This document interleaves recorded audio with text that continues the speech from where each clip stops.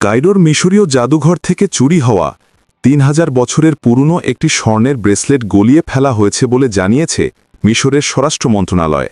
মন্ত্রণালয়ের তথ্য অনুযায়ী খ্রিস্টপূর্ব ১০০০ সালে ফারাও আমেনেমপের আমলের এই ব্রেসলেটটি ৯ দিন আগে জাদুঘরের সিন্দুক থেকে চুরি করেন এক নারী পুনরুদ্ধার বিশেষজ্ঞ।